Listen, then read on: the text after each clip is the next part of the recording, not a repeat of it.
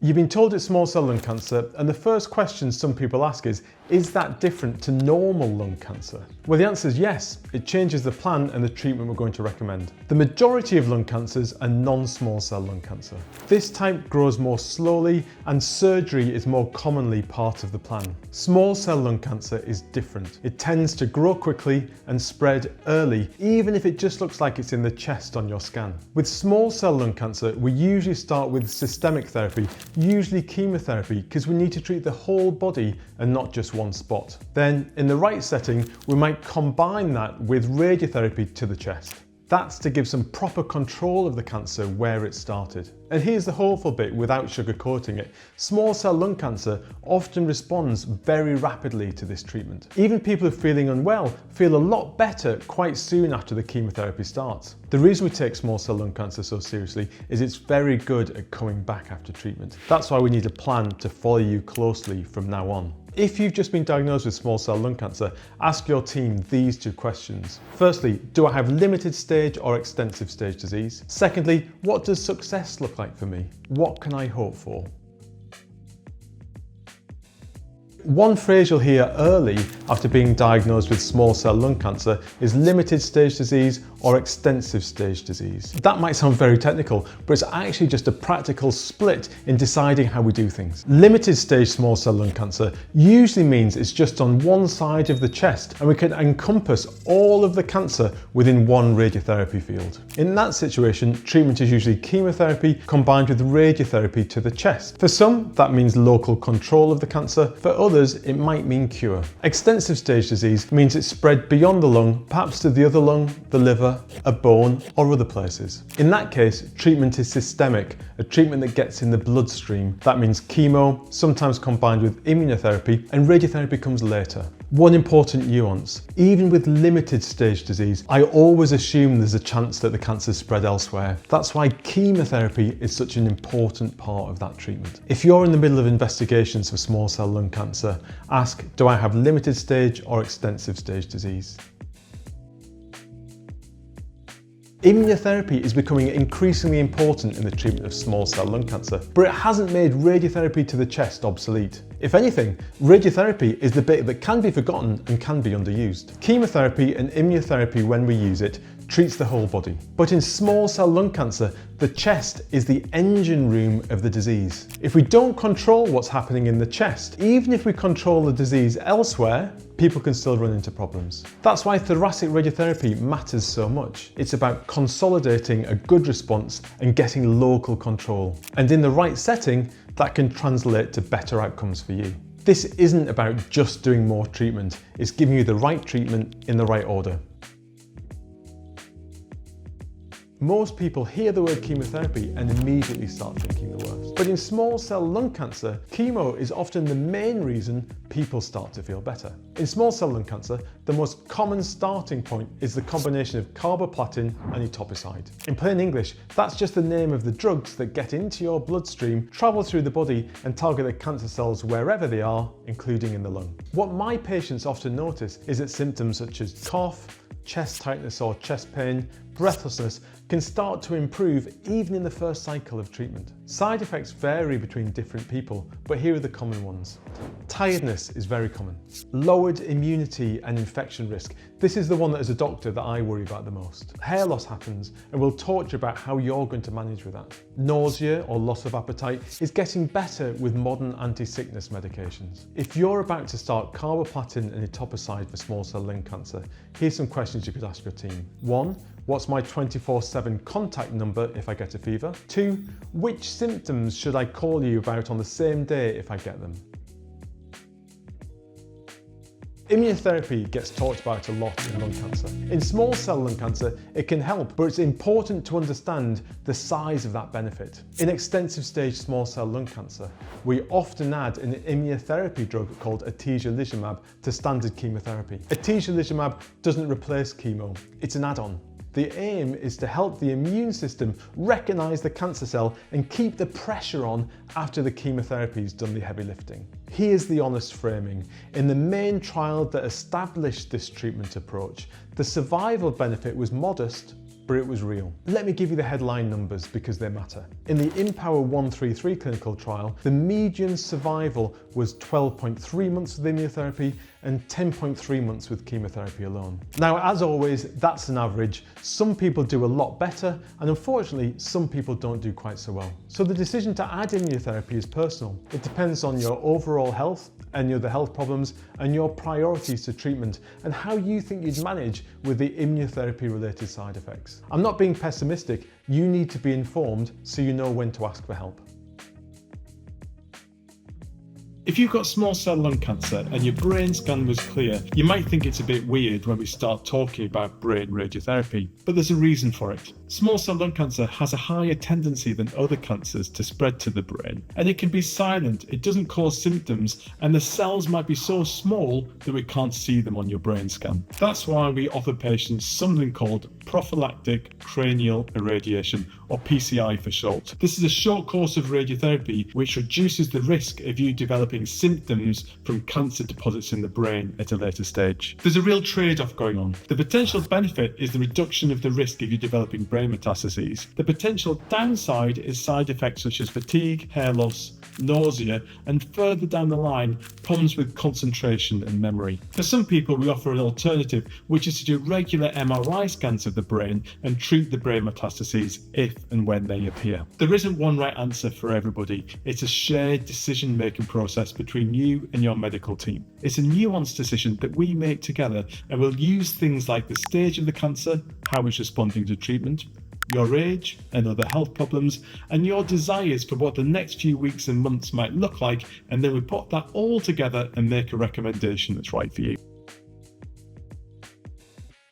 Immunotherapy has changed lung cancer care, but with small cell lung cancer, radiotherapy to the chest is still one of the most important treatments that we give. Sadly, it can sometimes be forgotten. Here's a simple logic. Chemotherapy and immunotherapy, when we use it, treats the whole body. But small cell lung cancer often causes trouble in the chest. It's where the tumour starts, and it can spread to lymph nodes, and it can cause symptoms like breathing difficulties or chest pain or cough. Even with extensive stage disease, thoracic radiotherapy is how we control that disease in the chest after a good response to drug treatment. It's not just a nice to have. And I think this conversation matters now more than ever. In some centres, because of the role of immunotherapy, thoracic radiotherapy can be forgotten. It really mustn't be. So if you or a family member are receiving treatment for small cell lung cancer, please ask, is thoracic radiotherapy going to be part of my plan? And if not, why not? In small cell lung cancer, treatment doesn't just get picked from a menu. There's a sequence, and the order of that sequence really matters. In the treatment of small cell lung cancer, we're doing two things at once. We're treating the whole body to catch cancer cells wherever they are if they've spread, and we're getting control of the disease in the chest. That's why we give chemotherapy first. It starts working everywhere. Then, depending on stage and response, we introduce radiotherapy. In limited stage small cell lung cancer, we give that radiotherapy to the chest at the same time as the chemotherapy. And that's because in that setting, local control of disease in the chest is crucially important. If you miss out or delay radiotherapy to the chest, you could be in a situation where you've shrunk control, contain the cancer, but you haven't got control of the disease where it started. When your teams start talking about the timing of treatment, they're not being fussy, they're giving you the best chance of controlling the disease. If you're in the middle of treatment planning, ask, what's the sequence for me? Where does radiotherapy fit in? If you've got limited stage small cell lung cancer, you might hear people talking about the Adriatic clinical trial. Here's what that means without the jargon. Limited stage small cell lung cancer is usually treated with chemotherapy combined with radiotherapy to the chest with the aim of cure. The question the Adriatic trial researchers asked is, after you finish that chemo and radiotherapy, can we reduce the risk of the cancer coming back if we add a period of immunotherapy afterwards? We call that approach consolidation immunotherapy. And in the Adriatic trial, we used a drug called durvalumab. It's treatment after chemoradiotherapy to control the cancer for longer and stop it coming back. Adriatic is one of the key studies in this space. It's why most teams are discussing the addition of immunotherapy after completion of chemoradiotherapy for limited stage lung cancer. Immunotherapy is not for everybody.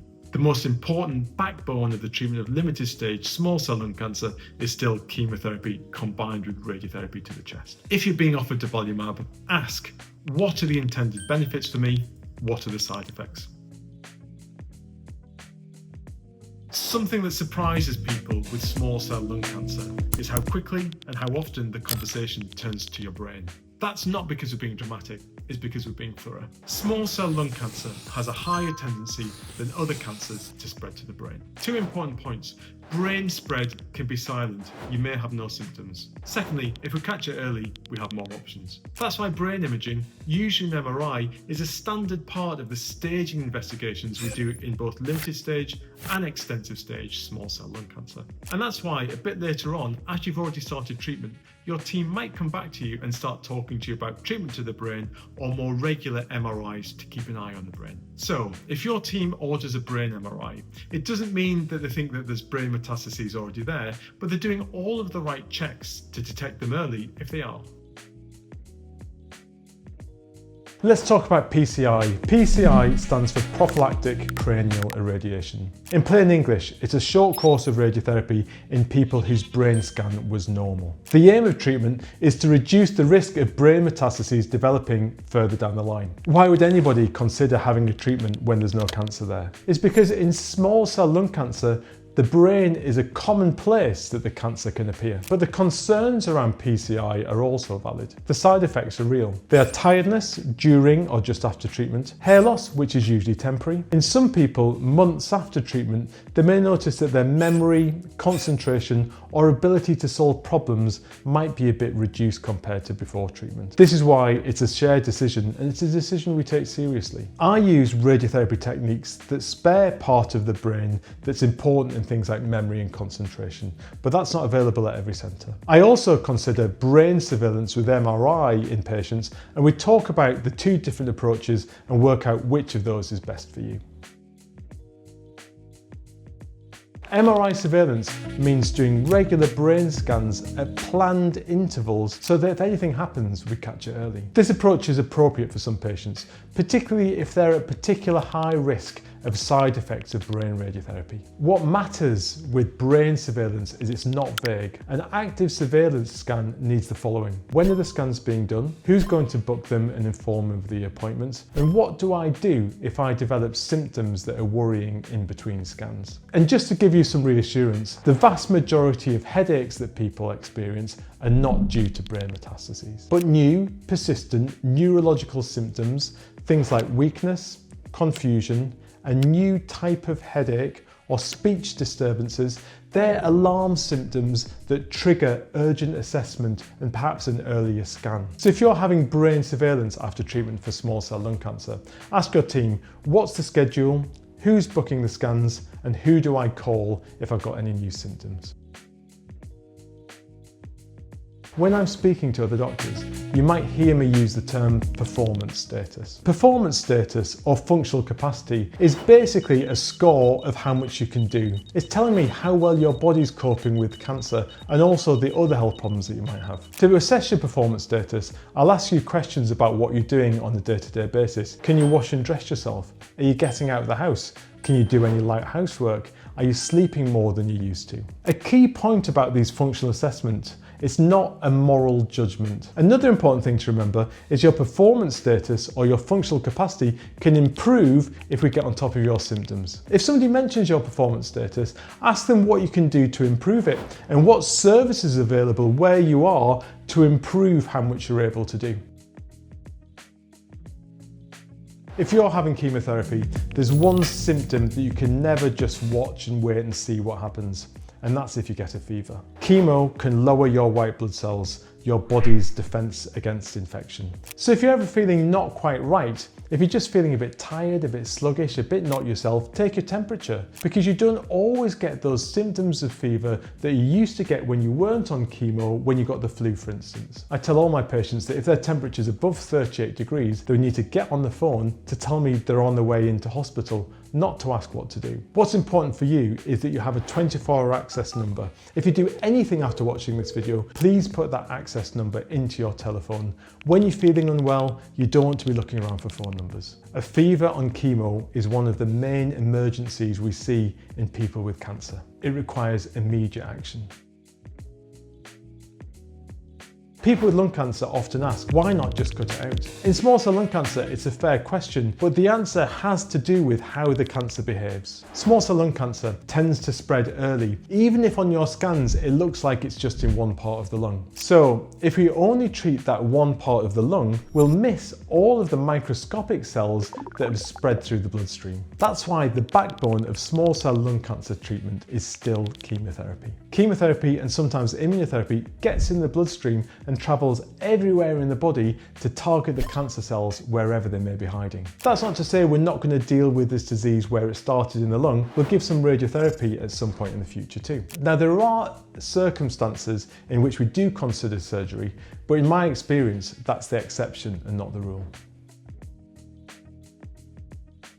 Relapse is one of the scariest words in small cell lung cancer, but it doesn't mean there's nothing that can be done. Relapse simply means that the cancer started to grow again after a period of control. What happens next depends on the time interval between your last treatment and the relapse, where in the body the cancers come back, and your general fitness for further treatment. Treatment options include chemotherapy, radiotherapy either for control or to get on top of your symptoms, or referral for a clinical trial. Sometimes the most important treatment is symptom control. That doesn't mean we're giving up. It just means that we're prioritizing your quality of life. And by getting on top of your symptoms, it usually means that we have more treatment options moving forward. If you're facing relapse of your small cell lung cancer, the question to ask is, what's the goal now? Local control, symptom control, or both? Relapse in small cell lung cancer changes the plan, it doesn't end it. Immunotherapy is brilliant in some types of cancer, but new doesn't always mean better, particularly in small cell lung cancer where chemo remains the backbone of treatment. In small cell lung cancer, chemo works quickly to reduce symptoms and get rapid control of the quickly growing cancer. Immunotherapy can add benefit for some patients, but it's an add-on, not a replacement to chemo. Immunotherapy has its own side effects. It can cause inflammation in any of the tissues of the body, so things like skin rashes, changes in your bowels or lungs, or even in your hormones can be seen on immunotherapy. So the best approach is personalised to you. What are the benefits to you personally of having immunotherapy in addition to chemo? And what are the risks, and are you willing to accept those risks? If you found this useful, or you know somebody with small cell lung cancer, please share this video with them. I hope the information I've provided here will reduce their anxiety, put them back in the driving seat with their treatment, and give them the questions they need to ask to access the best care.